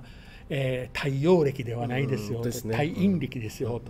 ということは直近の日曜日にするとかっていうのは全然合いませんよっていう話をして、じゃあ仕事どうするかねってよく相談を受けることもありますが。それとですね、同時にこの沖縄で、私たちがカッチーというと重箱すぐ思い浮かべますけど、実は琉球のその食べ物、食文化っていうのは実に多彩なんですね。そうですね。でそれを新島雅子先生と足富純子先生がこうまとめられた一冊っていうのが「琉球料理と食文化」という、これも最近ですね、2020年もう今年出た一冊ですね。これもその琉球文化の中でのその食文化について、両先生が深めてこられたこのご研究の成果だと思います。これを見ながらその調理ができるっていうですね、そういうのもあるんですけど、実を言うと、ものすごく多彩なんですね。でそれともう一つは、大変手間がかかってる、いわゆるその琉球料理っていうのは大変手間がかかってるんだっていうのがこれで分かります。だから宇治って作らんというわけではなくてなんて言いますかね、行事ごとで例えばそのいろんなものを準備しないといけない。で重箱を本当にそのうちで一人で作るとなると大変ですよね。すごい負担になりますよね。ですけれども、例えばその中身の吸い物ぐらいは自分で作ってみようとか、あるいはその天ぷらも実は芯の選び方とかからちょっと踏み込んでみようかなっていう時、これいいんじゃないですか。いいですね。でちょっとこの本をちょっと説明すると、この本はちょっと何年前か忘れたんですが、柴田書店っていうところが琉球料理っていう本が出したんですよ。それを元にまた足富純子先生がまた開筆して新しく作ったのがこの本なんですよ。でもともと柴田書店の琉球料理の方がすごく名著って言われてる本で、もう惜しまれもう絶版になってたのでちょっと惜しんでたんですが、それで今年琉球新報が出したっていうことなんですね。名著復刻っていう感じなんですね。なるほど。柴田書店さんというと、その道の方はよくご存知だと思います。その道っていうとお料理のプロの方、それから旅館やホテルなどを経営したり携わったりしている皆さんにとっては、あるいは喫茶店もそうですね。そうですね。飲食店のそういう方面の名著を非常に多く出している本屋さんです。残念ながらこの琉球料理の本はこのマイマイ那覇にはないんですが、この柴田書店さんの本をおそらく、県内の図書館も含めて一番揃えてるのはこのマイマイ那覇だと思います。その観光の関連の図書ということで、柴田書店さんの本片っ端から集めてるというですね新刊本はほぼ揃ってるだろうと思います。すごいですね。この本もこの間にございますので、ぜひ手に取っていただきたい。で復刻ということですが、宮城さん、ですね、これ触れないでそのまま行くっていうわけいかんなと思ってたのが、首里城ですね。もう約1年になりました。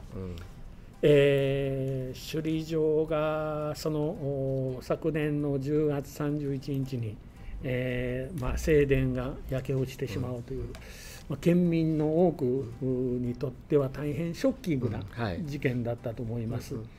で、私はコチンダの方に住んでるんですけれど、コチンダからも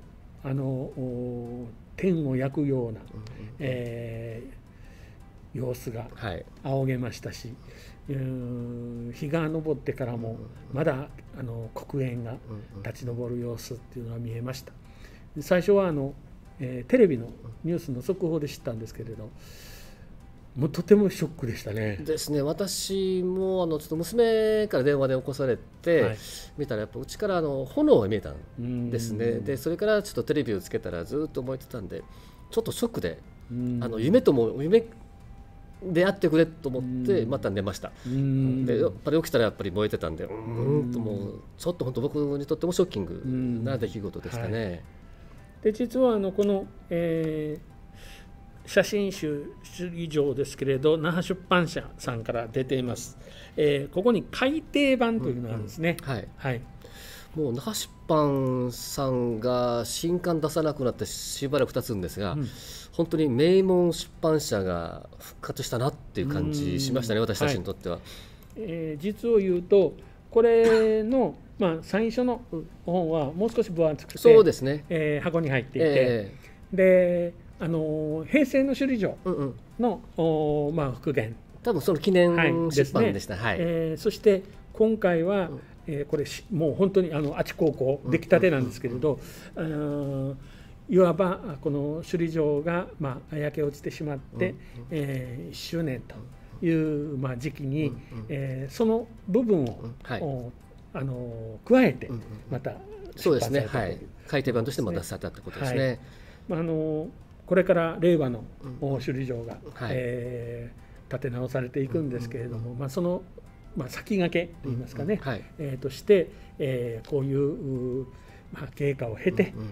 新しいまた首里城を作っていこうということになるわけですね。でこれも写真集ですので、非常に貴重なですね、これもまた中お見せできないんですけど、非常に貴重な戦前の写真がたくさん入っていて、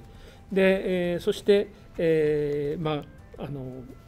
どちらかというとその戦前の写真が中心に変遷されていて、今日、見ることのできる平成の首里城はどう なるんですかという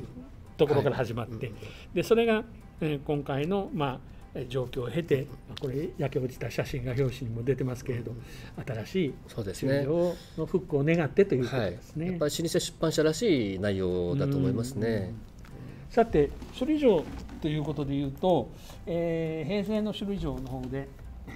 いろいろと関わって私も来たわけですけれど、よいしょ、まずその首里城のことを、知りたいというときに簡単に入れるっていうところでいうと、やっぱり漫画かなと思うんですよ。で、これ沖縄県を代表する漫画家、新里健信さんが琉球新報に連載されたものですね。漫画首里城物語という、ものです。又吉新三先生が監修をされておりますけれど、これどうですか、宮城さん、面白いんじゃないですか。面白いですね。やっぱり健信さんだしユーモアもあったりしますし、やっぱり監修もしっかり交渉もされていますので、本当に分かりやすい、やっぱり漫画ですから、すごく特徴が分かるじゃないですか。そういった意味ではシリーズの歴史を学ぶ上でも欠かせない本だなっていう気がしますね。でもすごい新しいですね。いいですね、これも。でこれですね、いわば、首里城に、この子どもたち2人が、神様ですかね、と一緒に旅をするというですね。で、そして、首里城にというか、昔のですね、首里に、旅をして、そして首里城の、様子、あるいは歴史というものを語っていくというですね、ものです。大人が読んでも私非常に面白いなと実は思っていまして、これ巻にあるものなんですけれども、2014年に、なんと上巻は第8冊。これがですね、月刊が2012年で7刷りいってますね。すごいですね。それだけ今でも人気があるという、ありますね。こういう本です。これを、この機会にですね、また読んでもらって、そして子どもたちとまた語り合っていただければいいなというものですね。で、これは子どもたちと一緒に読めるものなんですけど、今度は大人が、首里城に、触れたいな、首里城って何っていう時に、こういうのがあるんですよね。首里城入門、まさにその入門の本です。これは昼記者さんから出されたものですけれど、首里城っていうのは、どういうお城だったんですかということで、これを見ると首里城の、概要といいますかね、首里城っていうのはどんなもんですか、それから平成の首里城はどういうコンセプトで、復元するんですか、そういうようなものがよくわかります。特に建築を中心にしながら、その歴史を述べてるというところでは、非常に分かりやすいものだと思いますね。これ首里城研究グループということで、宝倉義さん、吉川清さん、中本清さん、福島清さん、山口陽子さん、平圭さん、宮城英二さん、加藤真二さん、それぞれこの平成の復元にあたったエキスパートの皆さんがこれを書いておられます。それから、首里城の歴史、その紡がれていく中の行間って言いますかね、それを埋めてくれるのがこの首里城物語だと私は思うんですが、どうですか？これはすごく面白い、本当歴史物語としてすごく面白く読めるなと思うんですけれども、やっぱり実際に見聞きをした前平さんならではの視点で書かれているっていうのが一番特徴かなという気がしますね。この著者でいらっしゃいます前平坊慶先生はですね、琉球王朝時代で言えば右近衆御近衆という、王様のおそば使い、を、子どもの頃なさっていたということもあって、ずっとその承継の中の中まで入って、見聞きをして、そして実体験をしておられるというところが、面白いところですね。でそうしたものを、ご自身のですね、体験に基づいて記録をされたという意味で、意味のある本ですよね。僕は騎馬長剣に次ぐ人かなって思ったりしますね。騎馬長剣というのはこの廃藩置県前後、それこそ正体王の御近衆として、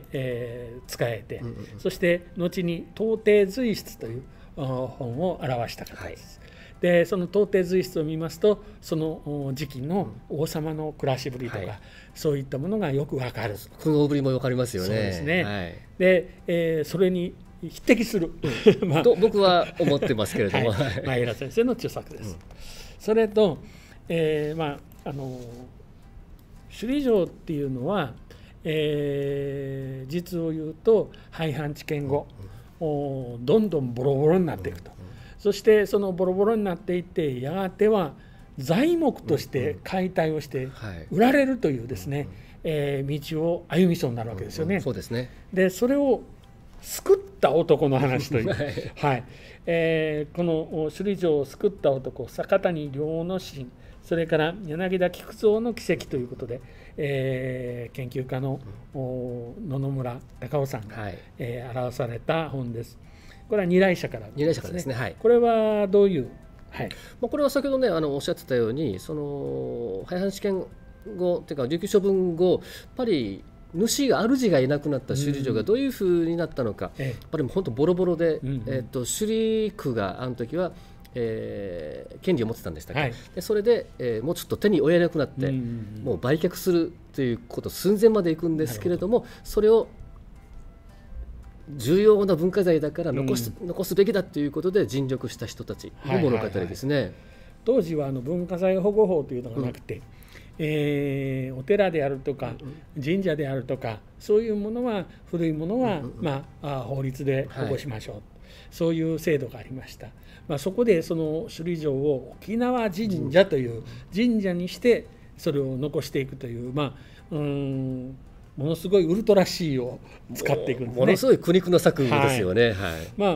しかしそこに至るまでの苦肉の策も含めてですね、この2人が、坂谷とそれからここにいる、柳田ですね、菊蔵、この2人がどういうふうな活躍をしたのかというのがですね、この野々村さんが、記されておられます。で野々村さんご自身は沖縄のあるいは琉球の歴史に関する、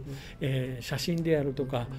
そういうそのビジュアルな資料を中心に、いろんな情報もたぐって全国あるいはもう世界中と言ってもいいんじゃないですかね、からその収集してこられる、そしてその一つ一つが大変貴重な資料です。貴重なものばっかりですよね。でまたその経緯なども非常にこう精通しておられるというですね、その野々村さんがこの首里城に関して、首里城が、戦前ですね、救われた、その主人公お二人を取り上げて、まとめられた一冊ということで、大変この私もですね勉強させていただきましたし、さすが野々村さんというこの子に出ている写真資料というのはみんな初めて見る写真ばかり、そうなんですよね。でちょっと補足すると、この2台車はちょっと今営業というかしてないので、この本も絶版になってるんですね。で、それを預かって版元に聞くと、もう在庫もなくなったしまったということなので、再販の予定もないということなので、もう買えるのは古本屋さんしかないので、ここに図書館に来てどんどん読んで、そうですね、汚してほしいなという本ですね。この本、それから先ほどご紹介したこの2冊も、実はこのね昼記者ももうなくて、この本も手に入れるのがちょっと難しくなってきているものです、けれどもこの3冊はここマイマイ那覇にございますので、ぜひ手に取って、汚していただきたいというそういう一冊でございます。この一連の本を見ると、やっぱり首里城っていうのが琉球の歴史、琉球沖縄の歴史に関してすごい重要な位置を占めてたなということが分かってくるので、逆に首里城を見ると琉球沖縄の歴史が見えてくるということにもつながるかな、こういう本を見るとやっぱりすごく理解できるなと思いますね。そろそろ時間なのでまとめに入りたいと思うんですけれど、郷土、特にこの那覇市っていうのは、水那覇っていう、琉球の国の中心地であった、そして、このマイマイ那覇のある那覇市地域、半田ではありますけれども、ここはここでその首里那覇を、特に経済的に支えていくバックボーンの地であり、そしてまたそこには伝統の息づくお祭り、芸能、そういったものも残っている、こういったものを紐解いていくといいますかね、私たちのその血となり肉となる、知識の栄養といいますかね、それをこのマイマイ那覇の図書室でも、皆さんに身につけていただければと思いますが、宮城さんから今からこう学ぼう、いやもうこの年で今更なと思ってる方もいらっしゃると思うんですけど、どうでしょう。僕は基本的に本っていうのは読まなくても死ぬことはないと思ってるんですが、私は多分死ぬかもしれないですけど本当にそういうようなものなんですが、ただ人生において本を読むということはすごい貴重な財産になっていくと思うんですね。ただ私も年を取ってきて、だんだん目が衰えてきて、ちょっと活字が小さくとなると見えにくくなってきてはいるんですけども、そういった人生のその年が減ることによってまた読む本も変わってくるでしょうし、内容も変わってくる、で字の大きさによっても変わってくるということで、自分の越し方、生き方を見るためにも本ってすごくいいんじゃないのかなっていう気がするんですね。ですから、本読まなくてもいいさっておっしゃるんじゃなくて、まずは手に取ってまず見てもいいかなっていうぐらいでいいと思うんですね。全部読む必要はないので、いいところだけ読むっていう、最近耳で聞く本も出てきてますので、はいはい、そういった意味での触れ方もすごくいいんじゃないかなって気がしてます。私たちのマイマイ那覇はこの観光産業の分野などを中心に、この人材を育成する支援をしたいということで、この図書室の方も随分その柴田書店さんの話もそうなんですが偏ってるんですね。で、例えばそのトイフル、英検、こういったものの受験本も他の図書館にはない年度版なので他の図書館に置かないんですけど、そういったものも揃っています。英語に限らず中国語、韓国語、この3カ国語については揃ってますし、また国際相互理解という意味では語学だけではなくて、世界各国とりあえず地球の歩き方全部揃ってますしまた私たちの知らないような小さな国のことを分かるための本、これも一般向けのもの、こういったものをたくさん揃えています。ぜひ足を運んでいただければなと。県立図書館にないけどっていうような本も多分あるので、そういうところで楽しんでいただければと思います。はい、では、今日のですね、この本郷土を知るための本を探そうというのは、一旦ここで締めさせていただいて、皆さんからご質問があれば、お答えをしていきたいと思います。いかがでしょうか。はい、天の声です。ぜひ視聴者の方でチャット欄に書いていただきたいところなんですけども、ギャラリーからちょっとギャラリーの方もいらっしゃるんですけども、ギャラリーから何かご質問ってないですか？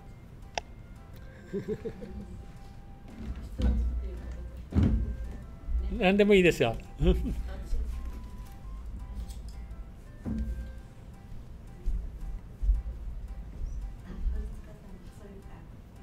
はい。ありがとうございます。一番最初に塚さんがおっしゃった話半額、これがとっても心に染みてですね、今日紹介していただいたのを目にしたことがある、ちょっと手にしたことがある、でもパラパラパラで終わっている、もう一度話半額ではなくてきちんと中を読んでみたいなと思いました。大変ありがとうございました。ありがとうございます。少しでも役に立ってるみたいですね。ですね。はい、どうぞ。私自身というか、この私の周りのお友達なんかは、なかなかこういう歴史に関するお話とかも一切というかほとんどないんですね。で、興味のある方も少ないと思うんですよ。今日お話を聞いて、お二人のお話を聞いて、興味が出てきたというか、本当にこういうお話を聞かないと自ら興味を出すというのはなかなかできないと思うので、すごく今日はいい勉強になりましたし、これから話をつないでいくためにも後輩にやっぱり少し聞きたいな、もうちょっとお勉強したいなという気持ちにはなりました。ありがとうございます。ありがとうございます。今日あんまり時間がなかったんですけど、こんな本も出てて、絵で見る琉球王国歴史と人物っていう、ジック出版さんのこれにはもう私たちが知っている雨割りであるとかね、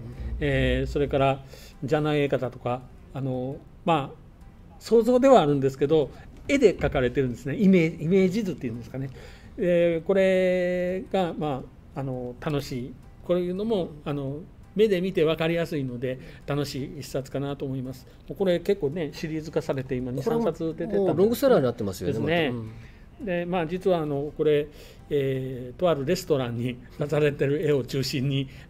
歴史をこう語るような本で作られてます。実際には、そのレストランで大きな絵も見たいなと思ったりもするんですけど他にありますでしょうか。はい、ちょっとだけいいですか。先ほど歴史のことを聞いたことがないとおっしゃってたんですけれども、図書館に行けばこちらマイマイナーもそうなんですが、必ずカウンターに司書の方がいらっしゃいますんで、遠慮なくどんなことを調べたいけどどんな本見ればいい、読めばいいっていうことは答えてくれるので、なるほど。遠慮なく図書館、マイマイナーみたいな図書室に来てですね、ぜひいろんなことを聞いてほしいな、遠慮なく、これは記憶しなくていいので、欲しいなと思います。質問来てますね。はい。何ですか。はい、質問の方が来てますね、はい、チャット欄で、楽しいお話ありがとうございました、活字が苦手なのでビジュアル的に入りやすいおすすめの本はありますかということです。はい、ビジュアルでいうとさっきもご紹介した、絵で、分かる琉球王国、それから漫画首里城物語、この辺りがとても最近手に入る本では分かりやすいと思います。私はやっぱり那覇だったらこの本おすすめですね。那覇100年の絵に写真を元に展開しているのですごい分かりやすいです。はい、はい、また来てますね。マカビニアンさんからです。大変ためになるお話ありがとうございました。質問です。アメリカ軍統治下の沖縄、過去琉球政府を知る本はありますか。できれば初心者向けがいいです。よろしくお願いいたしますということです。これかな。はい、そうですね。やっぱりこれも紹介しましたけども、この琉球沖縄市の中である、いろんなことが書かれてます。これも前ですね、敗戦直後から復帰までのこともしっかり書かれていますので、初心者向けにもなってますから、いい本だと思います。この中にはいわゆるその沖縄市っていうのが廃藩置県後1879年以降なんですね。で、この荒城先生のご本の中にも米軍統治下のことを写真を入れながら、あるいは図を入れながら書かれていますので、まずこれが手がかりになると思います。